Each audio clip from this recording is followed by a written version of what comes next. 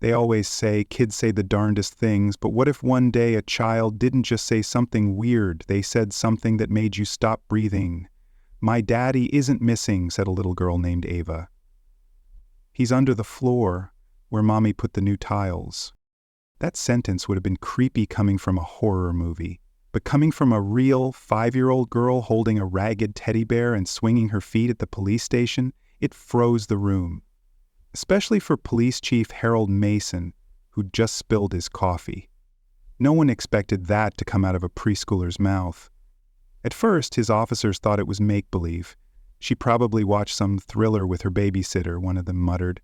But Mason looked at Ava, and what he saw in her eyes made his stomach twist. This wasn't the wild fantasy of a child. It was the solemn memory of someone who had seen something no one her age ever should. The person who brought Ava in wasn't her mom. It was 70-year-old Ruth Myers, a retired nurse who lived next door. She'd noticed something was wrong when Ava showed up at her door barefoot and hungry. Ruth had been around long enough to know when a situation didn't add up. "Her father, Eric, hasn't been seen for 4 days, she told the officers. "That man doesn't even leave town without making sure Ava's got snacks packed for school. Something's wrong. And I'm not leaving until someone listens."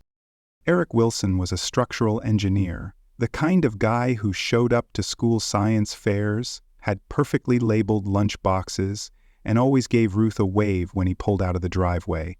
Not the kind of man to vanish. His wife, Courtney, was a completely different story. Courtney Wilson was the type who always had manicured nails and wore heels even to the grocery store.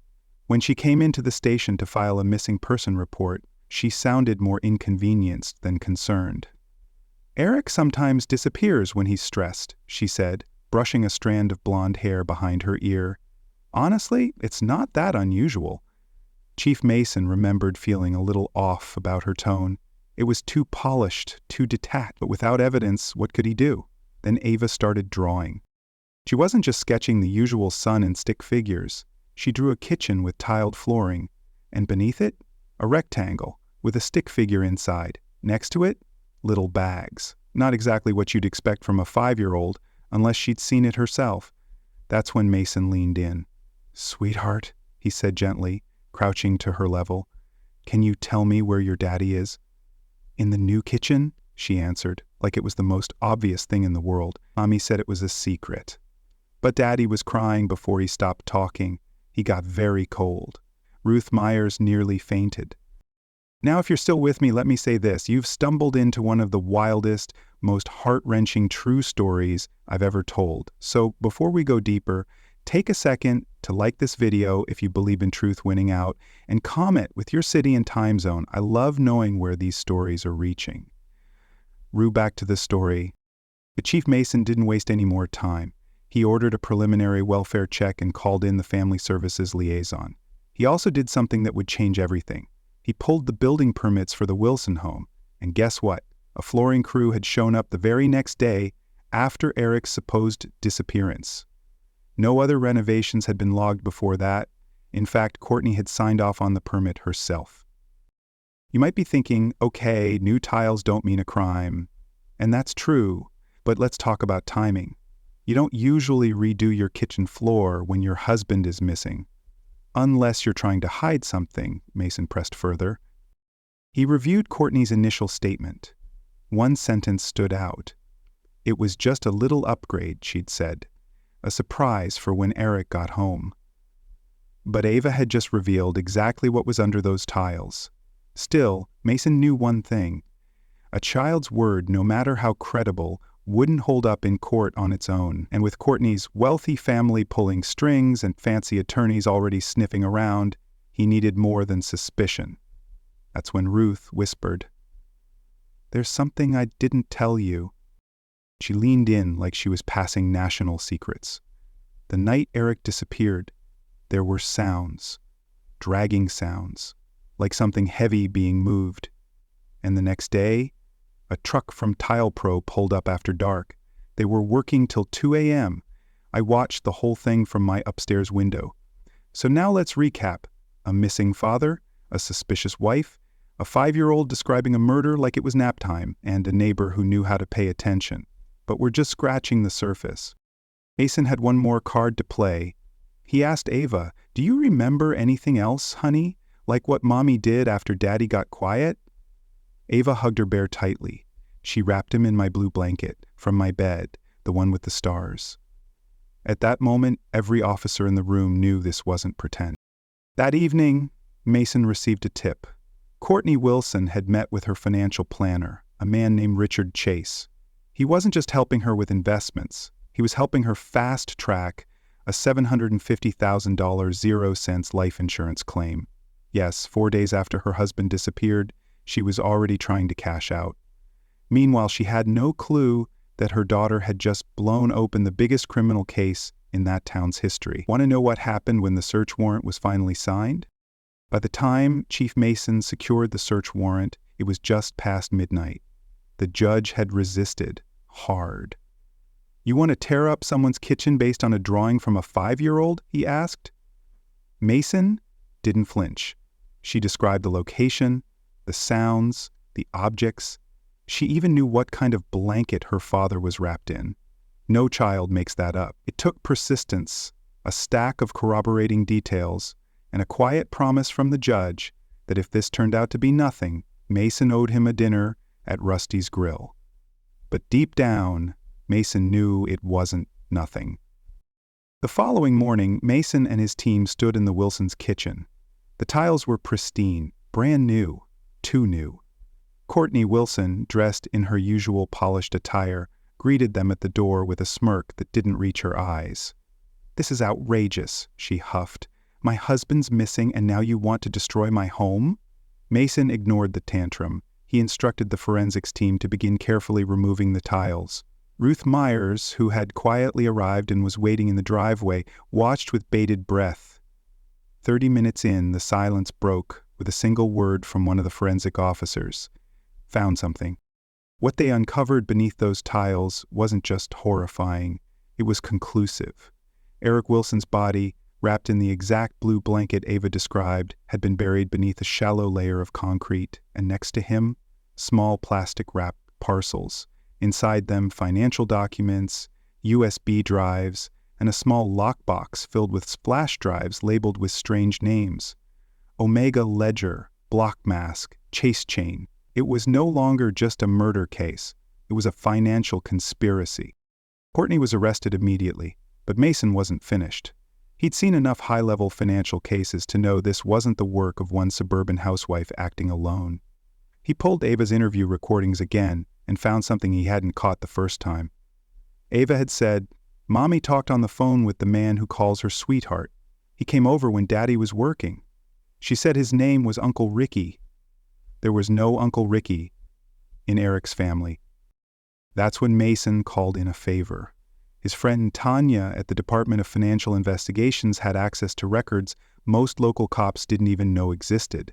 It took her less than a day to confirm that a shell company called Helix Horizon had been registered to a Courtney Wilson and a Richard Chase. Its primary activity? Cryptocurrency arbitrage and unregulated offshore transfers. And it had been created exactly 3 months before Eric's disappearance. Mason could feel the pieces locking into place. A motive fueled by greed, a co-conspirator posing as a financial advisor, and a victim who, according to phone records, had scheduled a meeting with a divorce attorney the week before he died. Eric had been planning to cut Courtney out of the house, the finances, the life insurance, all of it. But she got to him first. The kicker? Courtney didn't know Ava had been watching from the stairs. That was the thing about children, they saw everything.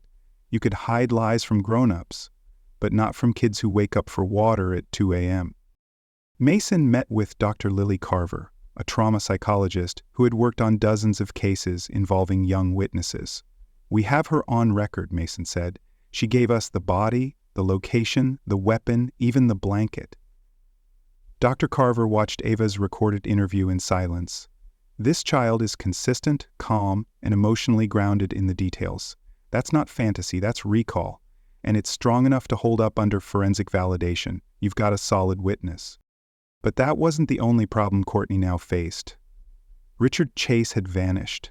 His phone was off, his office emptied, and his bank accounts frozen thanks to Tanya's team. But even rats leave trails. And Richard's trail led Mason to something even more explosive. Courtney and Richard had funneled over $1,200,000 0 cents through Helix Horizon using Eric's credentials. Fake signatures, manipulated account transfers, passwords that only someone close to Eric could have known. It wasn't just a murder, it was identity theft, financial fraud, and possibly a RICO case if the feds got involved. Mason arranged a sting. With the help of Tanya's digital forensics unit, they set up a traceable login access point using one of the Helix Horizon dummy accounts. The bait was set, and within 48 hours Richard logged in from a hotel just outside Denver.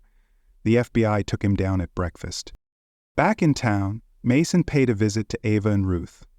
Ava was coloring in the living room while Ruth brewed tea. "She doesn't talk about that night anymore," Ruth said quietly, "but she knows she did the right thing." Mason knelt next to Ava. "You were very brave," he said, "and because of you, a lot of bad people won't hurt anyone else."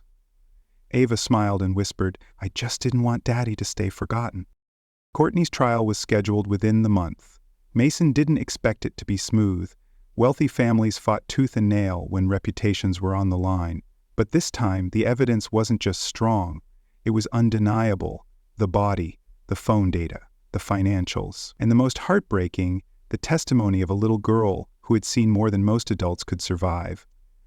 Want to know how Courtney tried to turn the trial in her favor, and how the courtroom turned into the ultimate battleground for truth?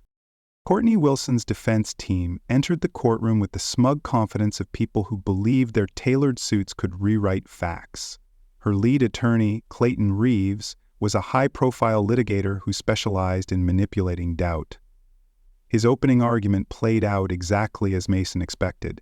"Ladies and gentlemen," he said, walking slowly before the jury, "we are here because of the testimony of a 5-year-old child, a sweet, confused little girl traumatized by the sudden disappearance of her father. Imagination can be a powerful thing at that age." He laid it on thick. "Children see monsters in closets. They create fantasy friends.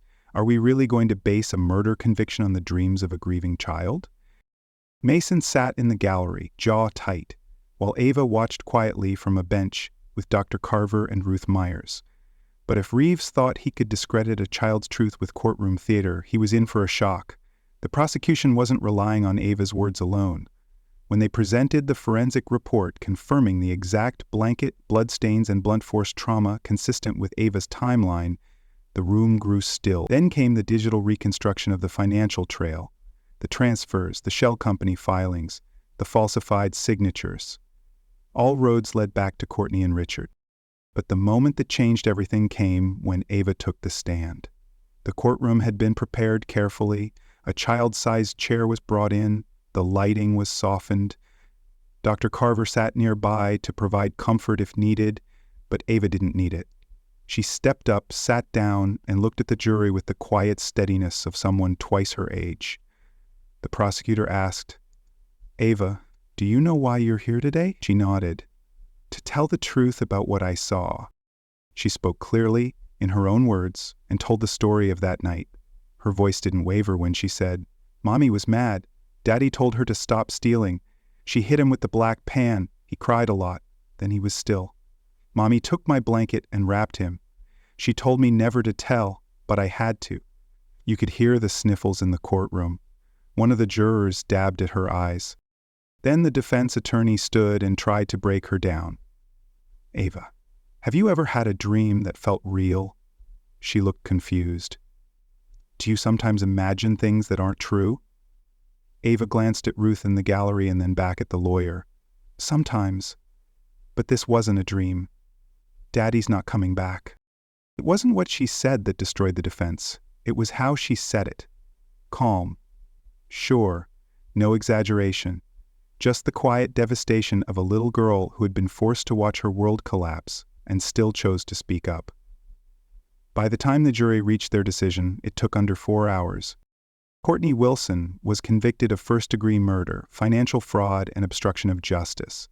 The judge, a no-nonsense woman known for her brutal sentencing in white-collar cases, gave Courtney life in prison without parole. Richard Chase, arrested and extradited, flipped in exchange for a reduced sentence, admitting to helping cover up the murder and falsify the financial records.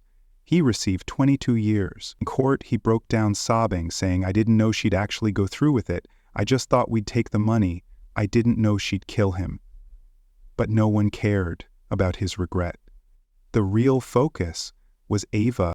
The media dubbed it the Ava Wilson case, but Mason hated that. To him, Ava wasn't a case. She was a child who'd been brave when adults failed, and her bravery didn't end when the trial did.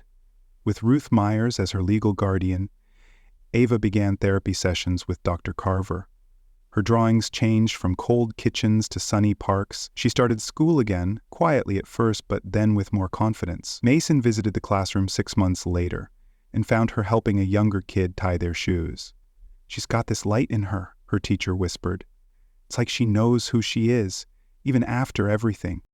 Meanwhile, Courtney Wilson faded into the background.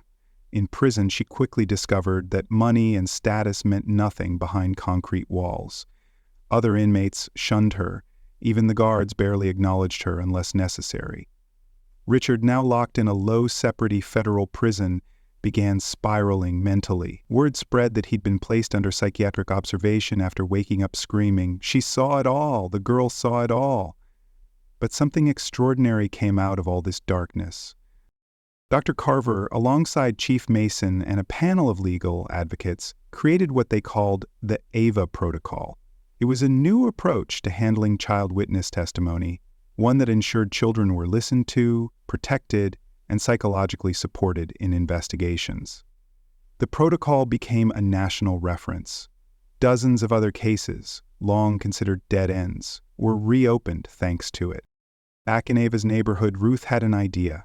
That house where it all happened, what if we turn it into something good? With city approval and donated funds, the old Wilson home was demolished. In its place rose the Ava Center, a free community resource for kids who needed a safe place to speak up, create art, or just feel heard. On the first anniversary of Eric Wilson's death, Chief Mason visited the memorial garden behind the center with Ruth and Ava. The girl, now 6 and wearing a yellow dress, placed daisies near a plaque that read, "In memory of Eric Wilson, a father never forgotten." She whispered something to the wind. Mason knelt beside her. "What did you say?" Ava smiled. "I told Daddy he can rest now, because I told the truth." And that's the part no one could manipulate. Not a lawyer, not a criminal, not even fear. Ava's truth was small, unpolished, but unstoppable. It outlasted a murder, a cover-up, and millions of dollars. It even rewrote how we listen to children in pain. If this story meant something to you, if it reminded you that even the quietest voice can echo through walls of power, then go ahead and subscribe. Because the next time someone says, "She's just a kid," remember Ava Wilson. And know that sometimes justice starts with crayons, and courage